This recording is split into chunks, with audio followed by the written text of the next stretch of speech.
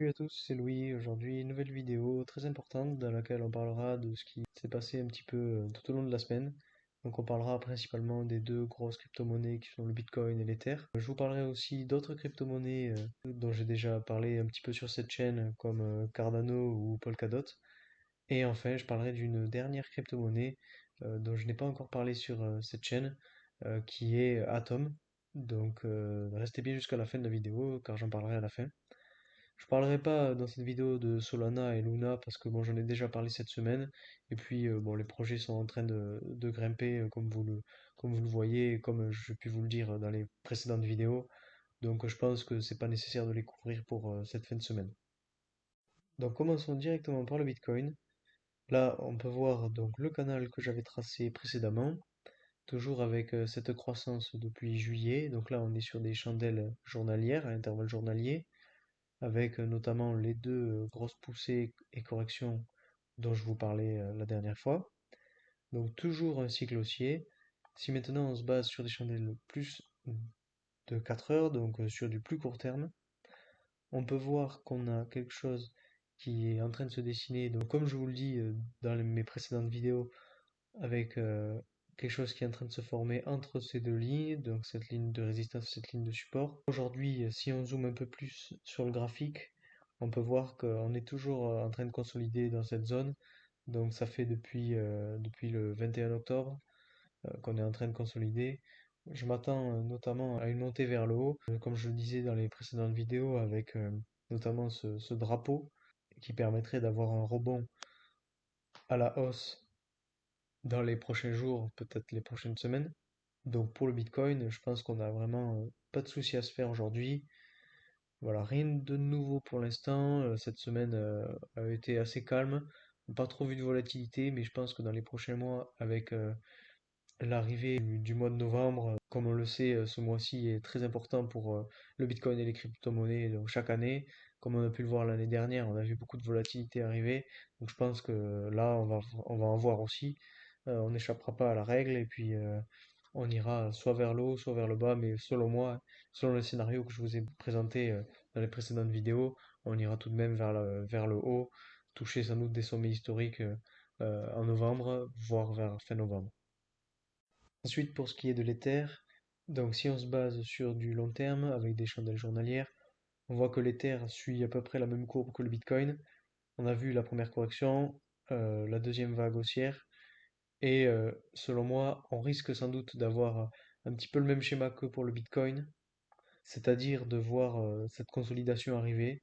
Donc là, on voit vraiment, si on compare les deux, qu'on a eu cette montée, cette correction, hop, cette montée, cette correction, ensuite une autre montée ici, si on compare avec le Bitcoin, la montée ici, avec maintenant une consolidation. Comme on le sait, le Bitcoin a souvent 2 semaines d'avance, donc je pense que cette consolidation va venir s'appliquer sur les terres et que là, on est venu avoir un gros sommet ici, si on se base sur les chandelles de 4 heures, un gros sommet ici avec une résistance que je vais même tracer, qu'on a quelque chose comme ça, qu'on est venu taper une fois, deux fois, et là je pense qu'on va partir dans un cycle de consolidation avec peut-être un bottom ici et un niveau de résistance ici. Donc pour moi, pour les terres, je pense que là voilà, on prend un peu de profit. Je pense que on est arrivé en haut du sommet. Là, il faut voir vraiment ce qui va se passer dans les prochains jours. Si on arrive à taper au-dessus de cette ligne, ben, on va potentiellement continuer, refaire un pic un peu plus haut et un bas un peu plus bas. Donc qui donnerait, si on le trace, quelque chose comme ça, un haut avec un bas, hop, qui viendrait se poser sur la ligne de résistance et ensuite consolider, je pense, dans ce sens-là. Pour les terres, voilà, on a toujours cette ligne de tendance haussière qu'on peut voir ici. Je pense que si on suit ce modèle-là, on aura quelque chose comme ça, et ensuite on viendra sans doute retoucher ce bas ici pour venir consolider dans ce sens-là. Donc pour les terres, hein, toujours pas de souci à se faire. Je pense qu'on va sans doute attendre un petit peu avant de se positionner ou avant de retirer. On regarde si on va jusqu'à ce niveau-là, donc pas loin des 5000 $, je pense. On va sans doute avoir une grosse résistance à 5000 $. Donc on attend. Peut-être que ce sera à ce niveau-là qu'on va commencer à consolider, selon ce scénario-là. Donc on voit ce qui va se passer dans les prochains jours et on attend un petit peu avant de prendre position. Ensuite, pour ce qui est de Cardano, on a vu qu'on avait eu une grosse poussée depuis mi-juillet à peu près jusqu'à début septembre. Et depuis début septembre, on voit donc cette tendance baissière imprimée par le cours avec une consolidation, puis une autre baisse et une autre consolidation. Donc sur le long terme, il y a vraiment des drapeaux baissiers qui sont en train de se former. Donc à voir ce que ça va donner. Si on regarde plus précisément, on voit quand même qu'aujourd'hui on est sur des bas de plus en plus haut, donc quelque chose qui serait plus favorable à de la poussée vers le haut. On a une ligne de résistance, enfin une moyenne mobile qui fait office de ligne de résistance ici. Donc je pense que c'est vraiment important à regarder, voir ce qui va se passer dans les prochaines heures, peut-être même les prochains jours sur ce graphique-là, mais je pense qu'on va sans doute venir encore consolider un petit peu. Si on le trace, on viendrait peut-être hop, se heurter à la moyenne mobile, venir redescendre, faire un bas plus haut, hop, venir toucher cette ligne de tendance, et ensuite continuer à consolider dans ce sens-là, pour peut-être voir quelque chose qui sortirait à la hausse aux alentours du 13 novembre. Peut-être en même temps que la alt season. Mais ça, à voir avec vraiment les gros indicateurs sur le Bitcoin, sur les terres, sur les grosses crypto-monnaies en général. Voilà, donc pour Cardano, pour l'instant, on attend de voir, hein. Pour moi, je prends pas position pour l'instant. Je vais attendre mi-novembre pour voir ce que ça donne. Si on commence à chuter encore plus, ce qui est aussi un scénario possible, je pense que je vais attendre avant de prendre position.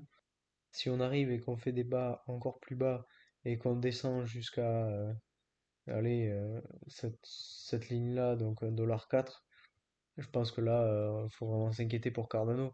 Mais aujourd'hui, voilà, on n'a pas vraiment besoin de s'inquiéter. On est en train de consolider, on a eu une légère chute ici, on reconsolide. On va voir ce que ça va donner. Peut-être que ça va continuer un petit peu à descendre, mais selon moi, c'est pour repartir de plus belle. Pour le Cardano, pas de souci, mais on attend quand même de voir ce qui va se passer dans les prochains jours. Ensuite, on peut regarder un petit peu ce qui est en train de se passer sur Polkadot. Donc, selon moi, on est en train de voir un petit peu la même chose que pour le Bitcoin et que pour les terres d'ailleurs, avec notamment cette montée, cette consolidation et une autre montée. Voilà, si on reprend Polkadot, on a eu une montée, une consolidation, une autre montée, mais je pense que Polkadot va vraiment s'extirper de la tendance du Bitcoin. Il y a de l'engouement qui est en train de se créer autour de ce projet, voir ce que ça va donner. Je pense qu'on va avoir beaucoup de volatilité, notamment aux alentours du 11 novembre, donc cette semaine. Donc, à voir vraiment ce qui va se passer.